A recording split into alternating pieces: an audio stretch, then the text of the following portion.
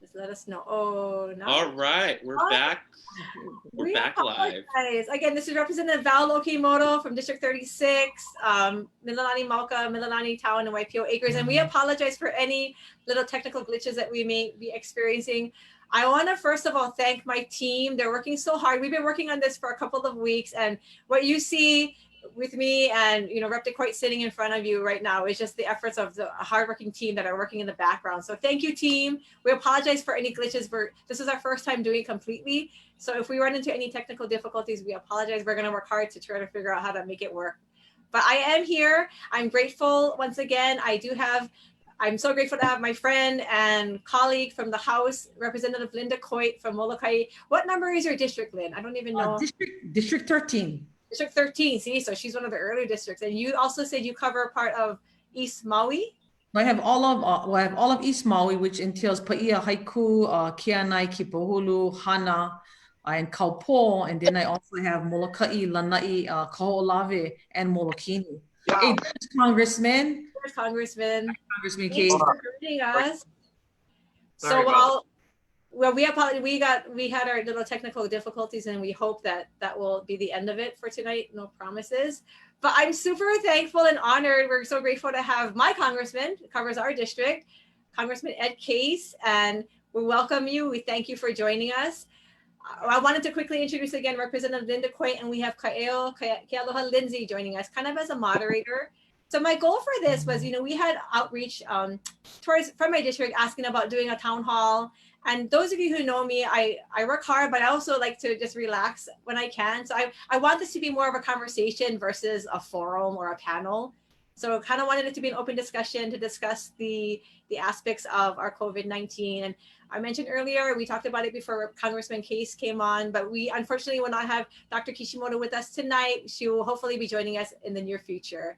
So at this time, I will gladly turn the time over to Kaeo, and he can kind of just guide us through the discussion. But I did, Rep. DeCoite and I were talking about how our districts have been faring through COVID-19. Kaeo, maybe you can help us organize our questions here, our topics. Sure. So we'll start off the discussion talking about small businesses. Congressman, thank you for joining us. And feel free to chime in, Reps Okimoto and DeCoite. Congressman, what's your assessment of how Hawaii small businesses are doing and all of the work that you've been doing in DC before you came back? First of all, I just want to say aloha to everybody watching, and a special mahalo to Rep. Okimoto for inviting me on, and Rep. DeCoite, it's good to see you again. Of course, I have the great honor of representing the 1st Congressional in the United States Congress, which goes all the way from Makapu'u all the way to the top of Mililani, right on the border of Wahiawa, and then down all the way to Po'olina. So I definitely, Representative Okimoto and I share about 25,000 or 30,000 or so constituents together. And I'm very, very proud of doing that. Rep. Okimoto has come to my talk story at town halls, and I've tried to include her wherever I can. And so I'm grateful for the opportunity to talk story with her constituents and with everybody else that's watching. And then Rep. DeCoite, as you know, I had the great honor of representing the 2nd Congressional from 2002 to 2007, including all of your district. And I miss it. I miss representing the 2nd. I love representing the 1st Congressional, but I also miss representing the 2nd Congressional. And of course, as you both know, when it comes to representing Hawaii in Congress, we really don't pay a whole bunch of attention to district lines. So, I'm sure that Representative Gabbard would feel this way too. And I just feel like I'm an at-large representative for the whole state. And so it's good to be with you both. So let me lay a little bit of groundwork. We have now passed in Congress 4 emergency assistance funding bills in the last 8 weeks. These bills total almost $2.5 trillion in emergency assistance to our country. We started in early March. We passed another one in mid-March. We passed what's called the CARES Act just about 4 weeks ago. And then 1 week ago, I was in Congress in Washington, D.C., and we voted on the 4th of those bills. And these have been intended to exactly what I just said, emergency assistance for our country to try to deal with, number one, the public health crisis that is facing our country, the need for personal protective equipment for folks to be able to handle the crisis itself from a public health perspective. And then, of course, we've had the devastation from an economic and social safety net perspective as well. And the aid that we have funded has come in a couple of different buckets, which I'll just list really briefly and then come back to your question. One, we funded monies to state and local governments. About $1.25 billion has already come to the state of Hawaii and to the city and county of Honolulu. We also funded about $800 trillion for in the first go around for businesses, about 500 for mid-sized or larger businesses, and about 350 billion for small businesses. We also funded the small business program another 310 billion last Thursday. So that's $660 billion straight to small businesses. We also funded a federal supplement for unemployment insurance, and that's of course been a tremendous issue here in Hawaii, where we have had the highest unemployment growth pro rata in the entire country. And of course, we've had major difficulties in terms of getting the unemployment benefits to people that really need it at the state level, which is where that's administered. We've tried to send a lot of money to our healthcare systems, and Rep. DeCoite, this is particularly important for you because we have tried to get that money to the continuum of healthcare right across the entire state. So, for example, I was on the phone the other day with the Molokai and Lanai health centers, which is where so much of that healthcare is delivered in the non-urban Honolulu area, to try to make sure that they were covered. And then finally, the direct payments or the economic impact payments, the $1,200 per person, $2,400 per couple to many, many people across the country, most Americans, about 80% of Americans are eligible for that. So back to small business, that's been a major issue for me and for all of us in the delegation, because here in Hawaii, almost all of our businesses are small businesses. We've had two major programs. One is called the Paycheck Protection Program, PPP, and that tries to get loans to small businesses to keep people on the payroll. The other one is called the Economic Injury Disaster Impact Program, the so-called EIDL loan program. In all honesty, that is a good program, but it hasn't been administered quite as quickly and fast as the PPP. We are right in the middle of another round of PPP applications. So this is a very, very critical week for Hawaii. The first go around, we got about 11,000 small businesses funded to the tune of about $2 billion. So that was a pretty good result the first time, but it wasn't anywhere close to what the need was. And so frankly, I've been spending almost all of this week trying to make sure that that PPP program can get out there to Hawaii small businesses and get to the folks that really need it. Congressman, oh, sorry, I just want No, Rep, go ahead. So we just want to thank you for at the federal level doing whatever you can to help the small businesses. And I think Rep. DeCoite and I have been pretty vocal in the legislature. Rep. DeCoite is a local business owner, and I've been pretty vocal about supporting our local businesses. So I want to thank you for whatever you're doing. Do you have any, other suggestions or counsel or advice for people like Rep. DeCoite, who is a local business owner, as we go through and as we move forward from this point on? You say we went through the phase 2, is that correct? And maybe Rep. DeCoite, you can chime in to how this has affected you and your business also. So first of all, I wanted to thank Congressman Case. You nailed it all. First go around, people just slammed in there, and I gotta, give you a big shout out, because the second go around really allowed those that just completely couldn't even get in, almost like the unemployment here, what we're dealing with at the state level. But, it said a lot when you folks did the second dropping of those fundings for the PPP. Payroll is a big thing, as you know, and you served our district very well at some point in time. And I remember even when we used to have the Business Expo in Molokai, you came, you saw, you were a big supporter. We've lost a lot of that. And as you know, we've had our challenges on Molokai as well as on Lanai. So the PPP is really huge here. Yesterday, at one point, I got word from Pulama that they were going to shut down that place completely for everybody. And today, Larry Ellison turned around and said, I'm going to keep them to May 30th, which was a load off of our mind, because I could just imagine the inundation of the UI system here in Honolulu. But, you've done a lot. Our congressional delegation has fought tooth and nail. We tip our hat to you, because, businesses that would normally be drowning right now has actually had that as a life savior. Rep. Okimoto has always fought on the floor as hard. And, as many people would say, Lynn, what are you doing working with the Republicans? It doesn't matter. And I know you're the same way, Congressman Case. If it's right, it's right. If it's wrong, we'll deal with it and go from there. But I got to thank you because it's kept a lot of the businesses here still afloat.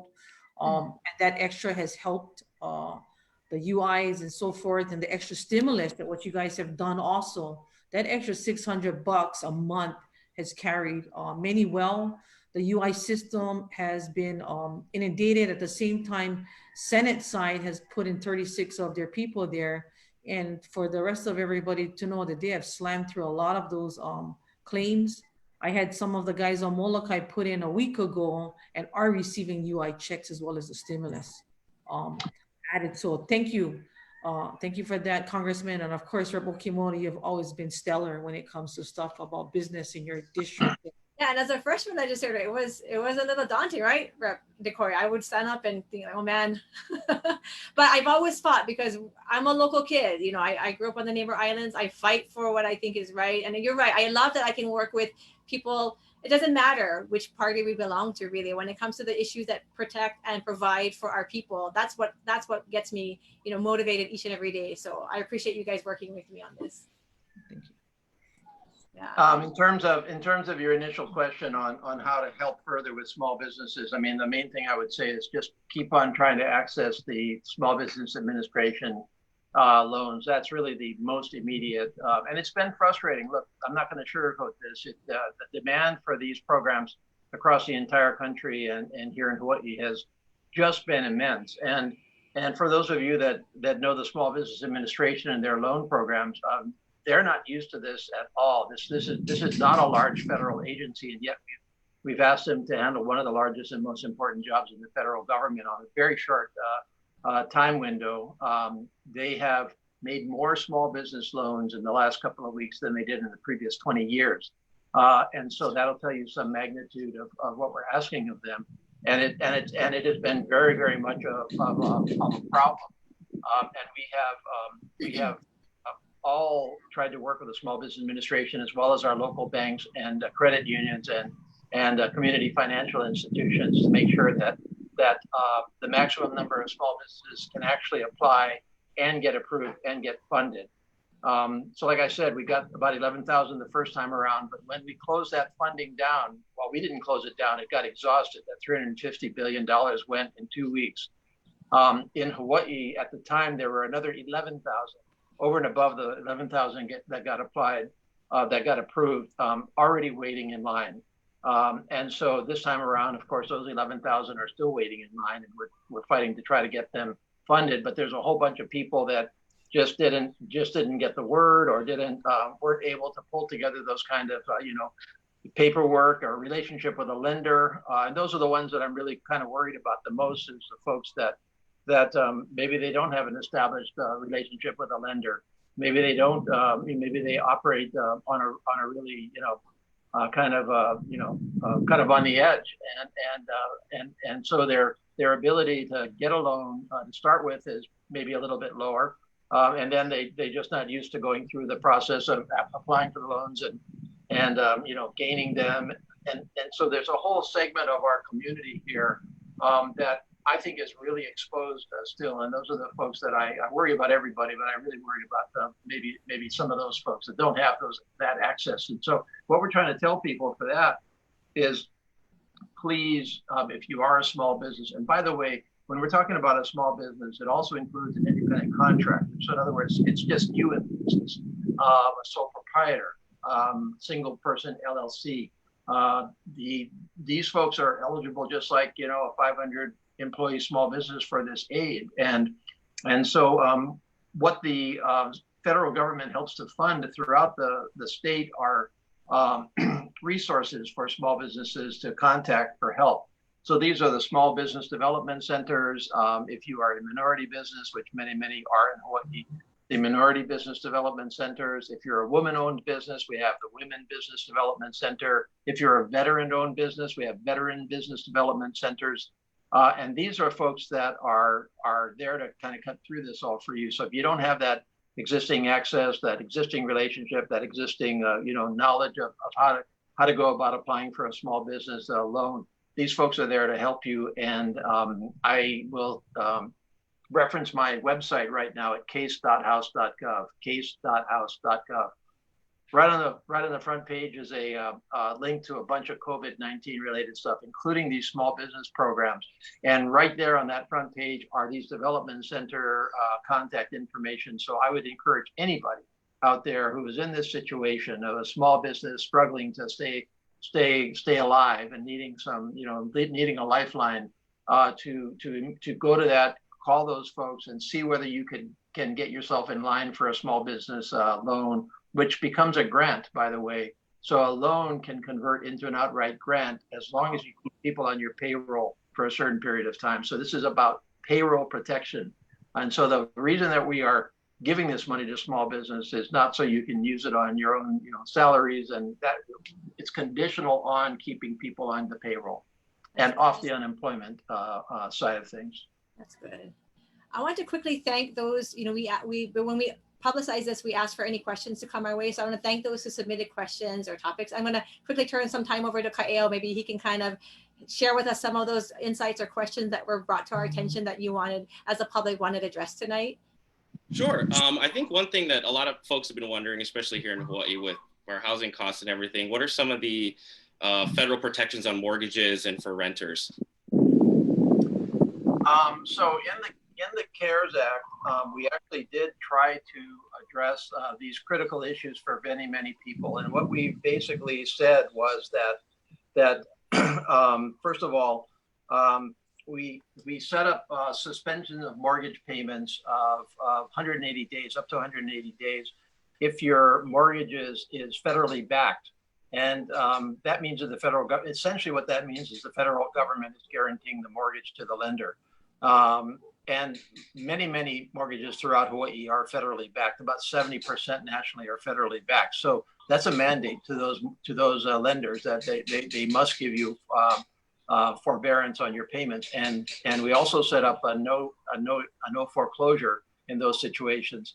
Also, in terms of rent, we did something similar to that for federally backed housing, rental housing. And there's a fair bit of that in Hawaii, not quite as much as the mortgages. So there is definitely relief in the bills that we've passed already on the federal level. But I'll tell you in the same breath that at the federal level, we can't reach it all. There's not a blanket prohibition on any requirement of payment for a certain period of time across the board. The federal government touched the programs and the housing that it had a direct involvement in, but there's a lot that the state can do along these lines. And as everybody knows, that the governor also has a lot of executive power, and he has invoked some of that power by basically saying you can't evict anybody from their home for a certain period of time. So the solution to this is partly in the federal government, partly at the state level, and the representatives can speak to that. But also it's just at the level of your landlord or your lender. Pretty tough in the situation for a renter to go to a landlord and say, look, I can't pay your rent, and for the landlord to come down hard on the renter in that situation. I mean, I think that's wrong. And I think many, if not most of our lenders, commercial lenders out there, are actively deferring mortgage payments during this period. And that's the right thing to do. And they're also getting a break also, by the way, because they're eligible for some of this aid. So it would be upsetting to me if a renter went to a landlord and said, can you defer my rent? And the landlord said no, but yet the landlord was getting assistance. So kind of, having its cake and eating it too, that would be quite wrong. And similarly with the lenders. And so if a renter or a borrower is in that situation, one thing I would say to the lender and landlord is, well, are you getting a break from the federal government yourself? Because you should pass that through me. Lynn, how is it in your district? You guys got concerns with the rentals or the housing? Well, we do, and as Congressman knows, with our high welfare and our already high unemployment here on Molokai, it's evident that the federal government has put out a lot. Section 8 has covered a lot of it. Those that live here, you got bulk Hawaiian homelands, and then you have our snowbirds that own high end on the west side of Molokai. Same thing with Lanai. You have those that are being kind of pushed out. So the original plantation people on Lanai have kept their houses there. Rent isn't too much of a problem. If it is, assistance has come. Again, what Congressman just said, you have those landlords that are, a little more lenient on it. And the exact question is, are you receiving some sort of federal assistance? Yeah. Within the body, executive and legislative branches, Rep, governor has the power to also step in. And again, too, you have our consumer protection area. It's like those that were gouging. Yeah. You have a assistance area that people can turn to. And we should, if we can, put those numbers up to help the constituents in your area, in your district, because there's a lot of information that is there. Of course, they want you to decipher to it. And then, so part of our job is to make it really easy. So what I try to do is I try to bullet point it, just like what Congressman just did.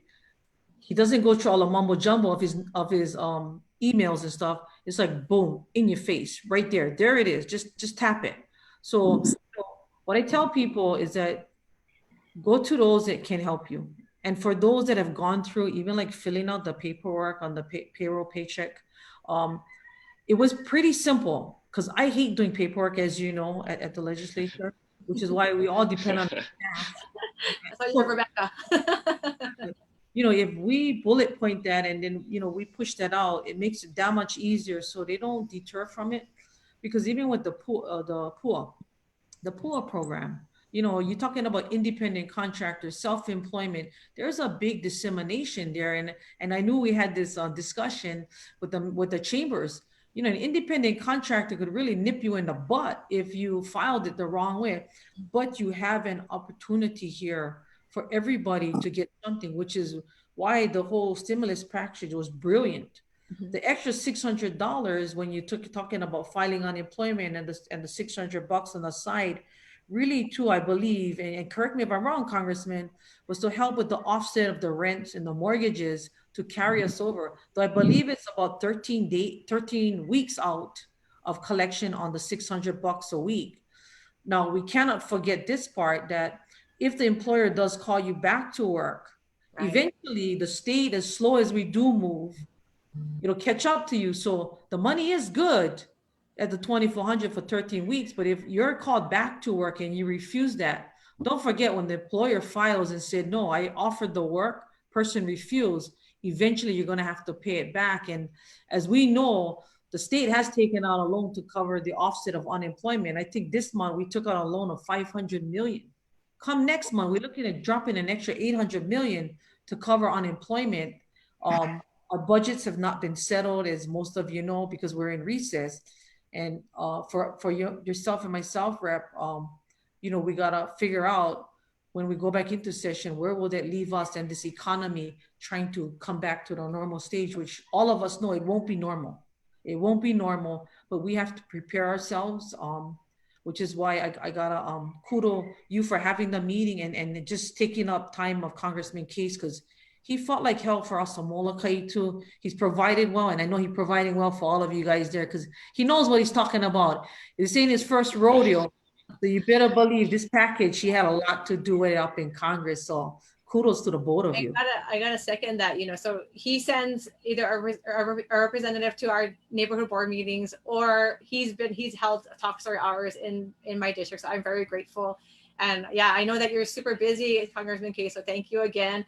I thought that was a really good segue. When you mentioned you not liking paperwork, I thought, if it wasn't for, Rep DeCoite has Rebecca, I have my Jamie in my office, because as legislators, without our office personnel, we would really be lost, I'm pretty sure. And so maybe we can have a quick discussion on what's been kind of coming into our office. For me, a lot of unemployment concerns have been coming in through. And so Lynn, you mentioned that. And I know that's one thing that we've had several people from our research department go and volunteer for this unemployment, because that's something that, while we can't control a lot of things, there are, thousands of people right now who have been unemployed, and it's affecting their ability to sustain their lives. And I'm grateful for my office, office manager who has kind of taken that by the helm. But maybe we can have a quick discussion on what's Congressman, you're coming from a bigger scale, of course, but what is your experiences with the unemployment, or are there bigger issues coming to your attention from your constituents? Well, I like you, maybe on a different scale. I function every day in three worlds. The first world is the world of making the right decisions for our country. So in other words, what law should we pass next? What should we do about the fact that the Small Business Administration is swamped? I mean, and so today, for example, today was a pretty good example. Today I started out on a House Appropriations Committee. I'm on the Appropriations Committee. And so today I started out with a conference call with my House Appropriations Committee fellow members. We were all on the call together. We were talking today about the relationship of our country to the rest of the world in this time. So the State Department, the U.S. Agency for International Development. This is important stuff for our country. We're very much engaged in the rest of the world. We have to make decisions. We have to come out of the COVID-19 crisis in a way that maintains our relationships and hopefully strengthens them around the world. So that's kind of my national leadership level. I went on from that to a caucus call with my fellow House Democrats. We caucus together, and we get together pretty frequently. And we heard a report from some of the folks that are out there representing working people. There were probably, I would guess, 200 members of Congress on that call. And so we were all basically doing virtual Congress, if you want to put it that way. And then I went on to a series of other calls. My second level of kind of involvement is how can I help Hawaii from the federal side? And that's been very much the PPP program is a very good example of that. But I'm also tracking, there are somewhere around 50 federal programs that the state and the counties and the community here can benefit from, all of which were funded by this $2.5 trillion of assistance. But it's one thing to say that the programs were funded up in DC. It's another thing to navigate them through the bureaucracy all the way to Hawaii, and then from Hawaii out to where they're supposed to get to. And so that just takes a lot of effort. So I spent a lot of my day kind of on those kinds of issues, kind of trying to facilitate, like the credit unions, for example.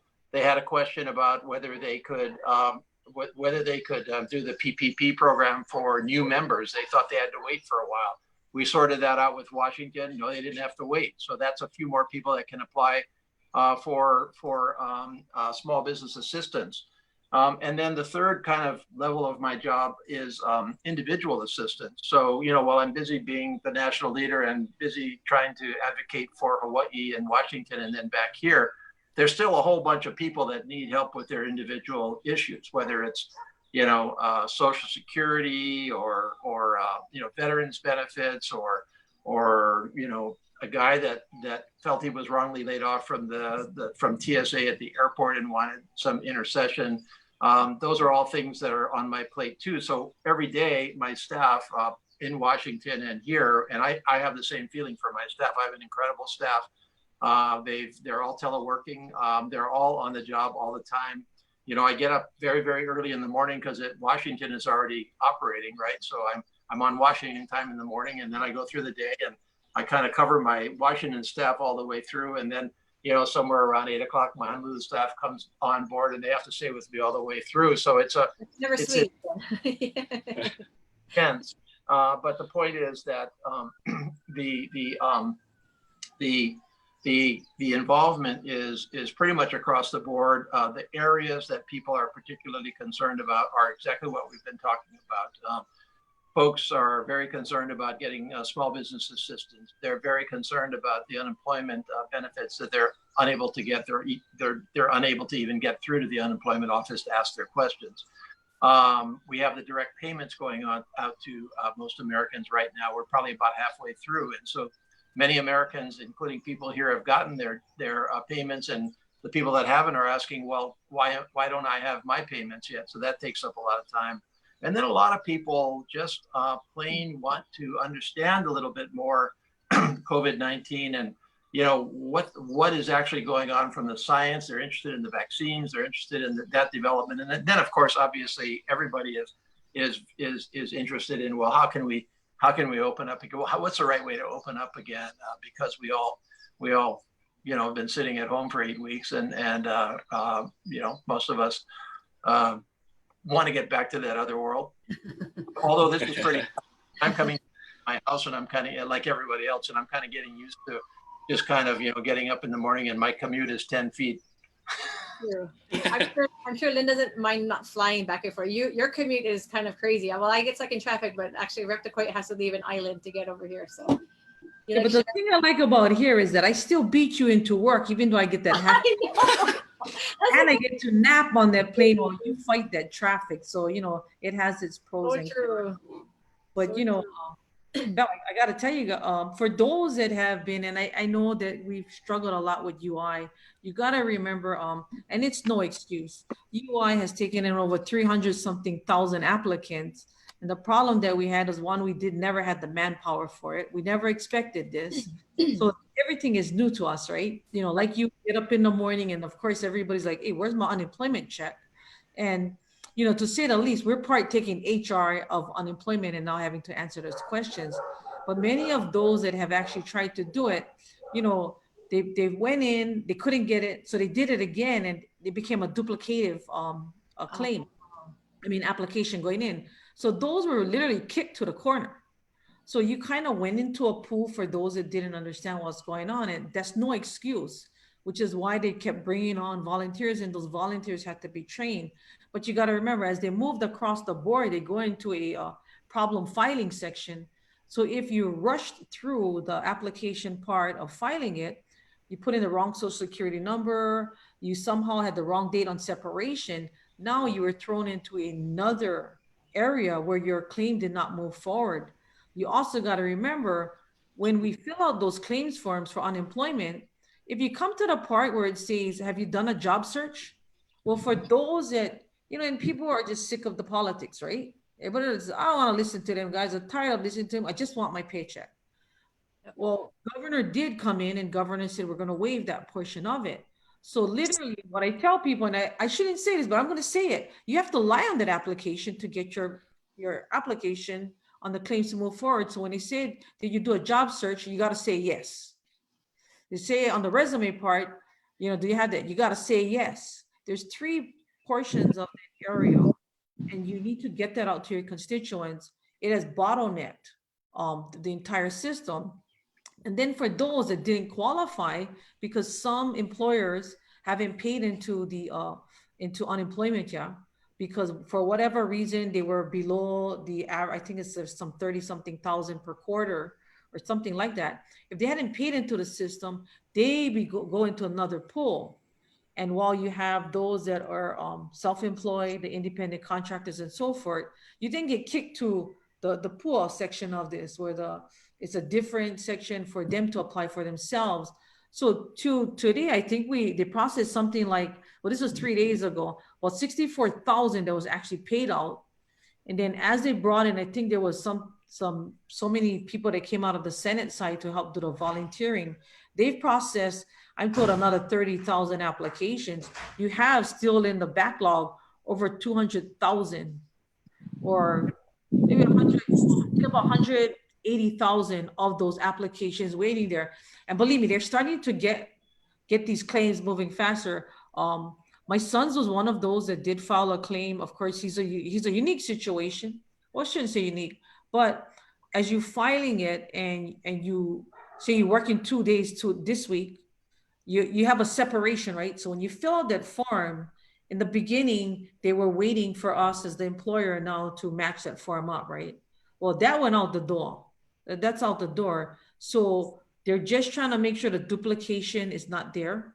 So that's what the filing we got to be aware of, because this is an antiquated animal that we deal with. We're old. We're so far behind. I'm sure Congressman Case, what he got to deal with up in Washington and trying to explain this to the people in Congress, and what we're dealing with is too complete. We're in the antique, the old school, but they're doing the best they can. And I know people are frustrated, which is why the gratefulness behind the stimulus and that extra funding, because they will get it retro. So eventually they'll get it. In the meantime, I think the struggle for most of us, and as you know, Congressman, Molokai, the high unemployment, high welfare, it's a food struggle. It's a food struggle. I think that the key, even on the transition going back, it's happening all over the US mainland, is the food source. I think Hawaii better be waking up to the importation of food. As you folks know, fields are being plowed down because there's restaurants and other eateries closed out. There was a lot of food sitting around, but then pests had come into play. These fields are being dished down as we speak. So we have to be very mindful of the food source now. But there's a lot of things going on, and it's just crazy. Yeah, well, I think, one thing I want to say to you both and to our audience is that, sometimes we think we are unique here. And of course, we are unique in many, many ways. But I've sat for the last 8 weeks in conference calls with my colleagues from across the entire country. And many, many parts of the country are having exactly these issues. Everybody's unemployment system is antiquated. Everybody did the wrong thing by deferring maintenance on their unemployment system. It's no comfort now at all. And if I was somebody that had been waiting 6 weeks just to be able to apply for unemployment, I would say, well, so what? But I'm just saying it. This is a problem across the entire country. And you're exactly right, Rep. Congress in our stimulus packages wanted with the federal extra benefit, which is not normal. The feds don't supplement unemployment. The state runs the unemployment system. We wanted to make sure that people were covered through the crisis part of this. We also wanted that stimulus check to go to immediate cash needs in many cases. So in all honesty, it's been a frustration for me to have enacted those laws and to have that much problem in the implementation, both at the federal level and the state level. But you're right. I think progress is being made. I was actually, coincidentally, I was actually on the phone today with the director of the Labor Department and his deputy. And so your figures are pretty accurate. I just have my notes here. So in April, they processed and paid almost 80,000 claims for $190 million.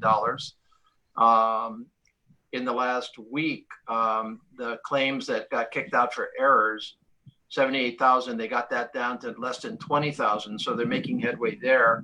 And they're working their way through very fast the 91,000 or so dupes. So those are, duplicate entries, which is one of the reasons why we get up to 300,000 plus in your calculations. That's a lot of numbers. The bottom line, it's a heck of a lot of people, and the volunteers that have come from the state legislature, as well as, and I talked today also with Randy Pereira, the head of the Hawaii Government Employees Association, and he just they just sent a whole bunch more volunteers into the processing these claims, and so we hope very much that this is coming down. You talked briefly about PUA, and I just want to make sure that everybody that's listening knows exactly what we're talking about here. So unemployment insurance is usually not available, or unemployment benefits is usually not available to independent contractors, sole proprietors, part-time workers that go from job to job to job. And there's various reasons for that. They're just not usually eligible. But the federal side of the benefits are eligible now. That's the $600 a week for an extended period. And because the state labor department was so overwhelmed with processing the normal or the usual unemployment benefits, they didn't get around to these folks until now. But yesterday they opened up the application process for that, and that's pua.hawaii.gov, pua.hawaii.gov. Now, if you're in that category and you applied earlier, which is what they told you to do, you have to go back and apply again. So your application is not going to roll, so you got to start again. They told us today that those benefits probably won't start to be paid out for a couple of weeks until mid-May. But as you said, Rep, those are all going to be backdated, so they're all going to go back to the beginning. Thank you. I want to quickly thank those of you who are joining us live. We appreciate you sticking with us. Hopefully you've learned something so far from the great conversation we have. I think we have some viewer questions, Kael, if you want to share some of those with us or join in what's coming from the live viewers. Yes, so Congressman Case just answered one of them, which was about a delay in PUA payments, but we have a question from Elkie Bryce, and he says, if a landlord defers rent for their tenant, how can they recover the rental? Deferring their mortgage means they still have to pay it or the mortgage isn't forgiven. Well, I can answer that from a federal law perspective, but I think the short answer from my perspective is the landlord, the commercial lenders to the landlords have, if those are federally backed mortgages, which many of them are, they must forbear on those payments. So they cannot come after the landlord on that. So the landlord cuts some slack to the tenant. The landlord's not going to get squeezed by the lender, or shouldn't. And even if the lender is not subject to that federal requirement, in my discussions with the banks here in Hawaii, they are actually voluntarily forbearing. And what they do is most of them, and you should ask them if you're in this situation, they don't like, forbear the money for 3 or 4 months and then ask you for 4 months worth of mortgage payments all at once. What they do is they roll it to the back end of the mortgage so that it spreads out over the period of the mortgage. That's the way a lot of the banks are doing that, and you should expressly ask those banks if that's how they're doing that. Now, I'm sure that there are some pretty heartbreaking stories out there of folks that are kind of caught in between, where they feel that they should cut their tenant some slack, or for that matter, the tenant just can't pay, but they can't evict them, and yet the landlord and yet the mortgage, the lender is being really hard on them. I think those are the exception, but certainly I would ask them those questions. Can you forbear all the way to the end of the loan? Are you subject to a federally backed mortgage, in which case you can't do this to me? And finally, I've got social media to talk about what you're doing to me. And I wanted to switch gears a little bit. Congressman, you mentioned about 50 federal programs and then navigating them through the state bureaucracy. And so about a week and a half, 2 weeks ago, there was the big surprise that Governor Ige wanted to cut teacher pay by 20%, which I guess was kind of a shock to everyone. And you had mentioned that there was some money in the CARES Act that was eligible for something like teacher pay or some of the state needs. Can you clarify that?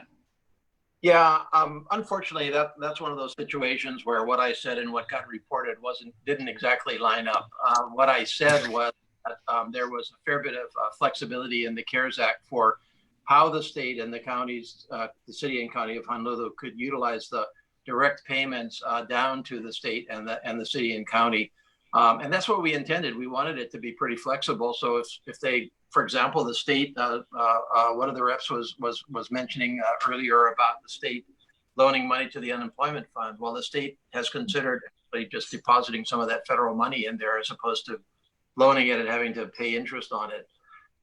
So what the bill actually does say, though, is right now the CARES Act is that you cannot use that money for revenue shortfalls from pre-budgeted positions that were before COVID-19. So if it's just kind of normal operations of the state, but you have a revenue shortfall from it, you're not supposed to use it for that. Now, I don't agree with that at all, because from my perspective, the revenue shortfall is from COVID-19. It's not from some other event. I mean, all the revenue shortfall.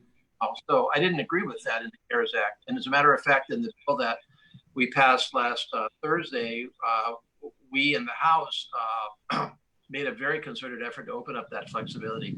However, the governor is correct that you can't do it really across the board right now. And so that creates a very, very difficult set of decisions for both the governor and for the state legislature. Now we're working on the next CARES bill right now. And the discussion we had in our meeting, our congressional meeting this morning, was that we want that to be about state and county government funding more, including, by the way, Rep. DeCoite, not just the city and county of Honolulu this time around. And we want it to we want them to have the full flexibility. So I'm hoping that within a short period of time, we will have the flexibility for both the governor and for the legislature to really have to walk through a very, very, very difficult set of decisions that have to be made with a full range of options. So earlier I mentioned that Rep. DeCoite and I are on the education committee, and I'll let Rep. DeCoite share because we've been talking about teacher pay since like 2 sessions ago. So maybe Lynn, you can kind of chime in and share your feedback when you heard that statement. Gee, about where teacher pay. To take up the rest of the time, huh? Nah. First responders as well. And teacher pay. I think, in regards to just about everything, and you talk teacher pay. I mean, I was a substitute teacher, and that's why I was a substitute teacher, because I couldn't handle the job that you guys did. You were once a teacher, and it's not an easy job. It's hard enough to deal with 2 kids, let alone somebody else's 30 kids in a classroom. So teachers have worked hard all their lives. As Congressman said, having that flexibility is the key. And at some point, as business, we've always said this: when it's too top heavy, we have to cut. Yeah. As youth have fought tremendously on education, we deal with 2 different dynamics, right? Rural Molokai, rural Hana. We deal with student weighted formula, as you know. We have challenges on getting people from one island to the other just to challenge on athletics. But without our teachers there, the fruit that falls far from the tree, not too far from the tree, will be that of not superior, right? You have to have good teachers. You pay somebody good. That's what makes the education system so successful, right? And I'm not saying we don't have it successful, but you have a good business when you have good employees. Like you have a great rep in yourself and a great congressman because you have good staff. And you surround yourself with the good, the bad, and the ugly. But at the same time, you got to pick and choose, right? It's like, do I want to go down that road, or do I want to continue to stay here? So as we continue to make sure the funding behind education and teacher salary is there, we also got to make sure that we're getting the biggest bang for our buck, and it starts with education system. So, as we continue to fight for that, when all is said and done, as we all know, it's the budget. Yeah. What will it look like? It went in looking great. And as most of us know, COVID-19 has struck us.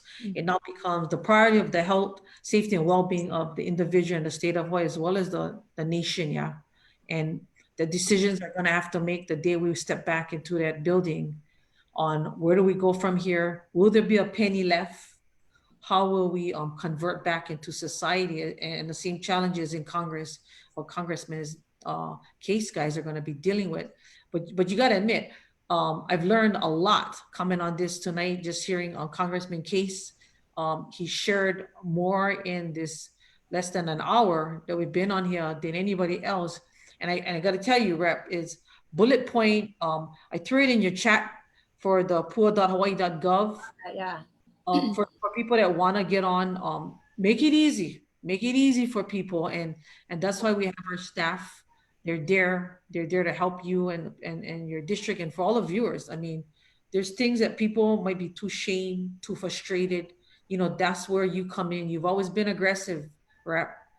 Get out there and help them. Some of them are just too shame, but I think having your virtual town hall like this is really great to have your viewers and all the viewers out there, because you have a great congressman that's getting shit done. So grateful to all of you guys. I want to, if any of your Molokai or your district people are watching that, I just got to say, in sitting in committee hearings with Rep. DeCoite, she has fought for you guys on Molokai to get books and computers, and not the extra, not the old stuff. So I want you guys to know how much she's fighting for you. And I admire that. And I just want you guys to know, again, your rep has been fighting for you. She tells me that, she knew a lot more about agriculture, and that's true. And I know more about education, but she comes into our committee hearings and she'll fight for you, whether she knows as much about education as she does ag or not. And I just want to, let your constituents know that how you've been fighting for them. And those of you who know, since I've been into office, that education will always be something I'm passionate about, because I'm a local kid, graduated from Kauai High School on the neighbor island, public school. My kids go to the public school. I taught in the public school. I still sub in the public school when I can, and I volunteer there. So when I hear anything to take away from these people who are fighting every day to teach our keiki. It was a very frustrating statement to hear, especially since we had just gone through committee and to the floor. We had passed this bill to finally give the teachers, their due pay. And so I just want to, whatever we can do, we know that there are other areas, appropriations where it could be cut so that we could make sure that this doesn't happen. And it's going to be hard decisions. Now, like you said, this has never happened before. I will say that I never thought my second session was going to end like this. I thought, went to my first session, I got into my second session, I'm a little bit more comfortable. Never did I anticipate this. But I do know that hard decisions are going to have to be made. And I appreciate Congressman Case, again, educating me, because I am so new to politics in general that I am just learning leaps and bounds and working with, being in this meeting with you guys and being able to work with you guys. So thanks again. Yeah. I think, I heard we have about a few minutes left. We got a few minutes left. So I'll throw this out to everyone. In your opinion, is Hawaii ready to reopen? Well, we're not ready to reopen fully tomorrow. I mean, that's very clear. If we did that would be far more dangerous for us to reopen too fast. If we reopen too fast, we would have far more damage in the long run than if we defer, take a little bit more of a hit for the betterment of our economy. And so, but I do believe that that the governor and the other folks that are making these calls for Hawaii are on the right track in terms of trying to make those decisions based on public health considerations, public health epidemiology, if I can put it that way. There's a very set way to get through epidemics and to reopen societies that have been hit by them, and we've got to tick those boxes off as fast as we can and as reasonably as we can. But as long as we keep a focus on, look, we're in a public health crisis, and how do you get through a public health crisis with focus on science and public health? And make the reasoned decisions, I think we can start to phase back in. I agree with the phasing back in at this point, but to those folks that say, well, the crisis is past and we can just go back to where we were eight weeks ago, that would be the wrong thing to do. I think we just got to take it slow. We've hunkered down this long. Slow is better. I think it was Illinois that opened up, and the full outbreak, they're going to have to start all over again. That's not what we want to do. You want to phase this in slowly, take our time. I know the frustration is setting in. I mean, I got to agree. I like it home. My husband wants me to go back to work because everybody's got to do the chores now. But, I appreciate, doing virtual and stuff, but we can't get business done like this. But it has to be a slow phase in so that we don't relapse, if you want to put it in that aspect. Right. I totally agree. We know that our economy, the way it's driven now is around tourism. So we have to open up. And we have to allow these local businesses to open again, but we have to do it, prudently and wisely, making the best decisions. I wanted to give a shout out to my local Kauai mayor, who I feel has, whether we agree on everything or not, he's taken the leadership role. I think that's what the people of Hawaii want to see, where he knows his people, and we all represent districts that, we know our people. So whatever it takes to slowly open up, I think that's what we need to do. I do want to say, I don't want people to live in fear of opening up, because we as legislators, we need to be making the appropriate decisions, and hopefully we can get all on board with our governor as well as all the people in leadership, because I don't see us living like this in fear forever. That's not our goal. That's not how I was raised. None of us were raised that way, but we want to make sure that slowly, and I think wisely, allowing those small businesses that can survive to be able to open up and follow the precautions. I think we're going to, just like, after 9/11, where we had to adjust the way we travel, we're going to have to adjust the way we live, and we can do it. We've done it in the past, and we're going to do it again. So I just want to encourage everybody to be able to, stay calm, work together, but also, as much as we can, be respectful, but not live in fear. I think we are at our time. I just wanted to quickly allow, my guests, thank you again for, I had so much nervousness coming into this, because I thought, I hope this works. And I'm so honored and grateful that you guys came on the show with me. But I wanted to give you time, if you wanted to say any kind of quick message to your constituents, or, any message that you'd like to leave out before we leave. Congressman Case, I can start with you if that's okay. Well, first of all, again, thank you for letting me come on with you and asking me to join you. It's an honor to serve our constituents with both of you. Partnerships like this are just invaluable. I just think it's so important for me as you know, up in Congress, to stay in touch with my state and local counterparts. And you guys are a lot closer to, in many cases, the communities on a day-to-day basis than I am. So I really rely on that, number one. Number two, I guess I just would like to again say to everybody that my office is completely open. My staff and I are here to serve, and we are serving thousands of people. And so if you feel you need help, you're not alone. There's thousands of people like you that have already been through my office virtual doors at this point. And so again, my website is case.house.gov. And I thank you again for the opportunity to be on and talk story with the folks that are watching. Thank you, Congressman. Thank you, Congressman. Rep DeCoite. So, you know, ditto, Congressman Case. Number one, you know, you've served this state very well. I had the opportunity to work with you, also the opportunity to see you again at Hawaii on the Hill. So I cannot tell you how grateful I am to you, first and foremost. Of course, Rep Okimoto, it's stellar. Working with you guys, different point of views, different ideas. I come from a rural area. You guys are in urban, you know, it complements itself. But when all is said and done, I think it's the partnerships that we've built, having to have that line of communication.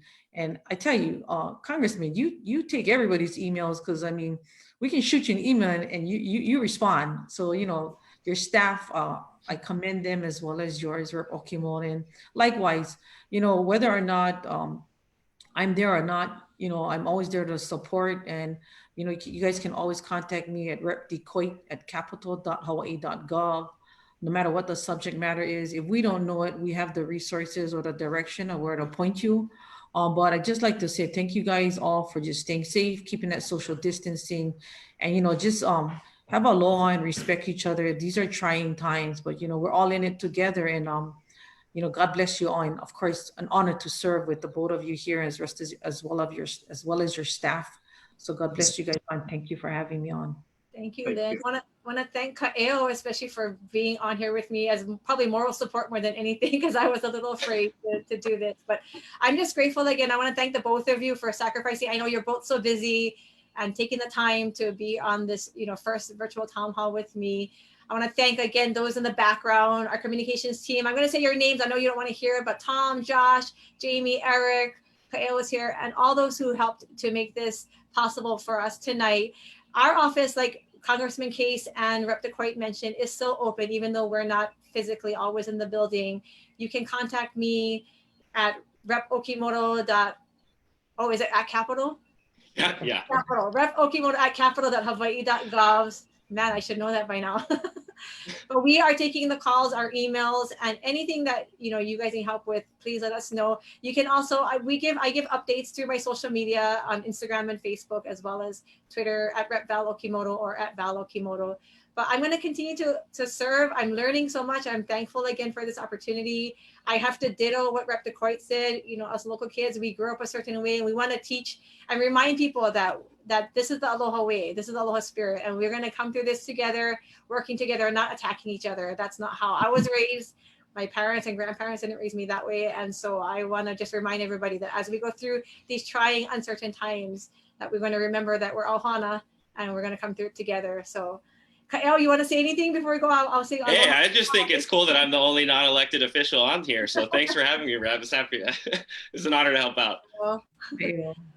Okay, so I think we're done. Hopefully we'll be doing this more often. I appreciate you guys coming to the first one. Good night, everybody. Aloha. Good night. Bye.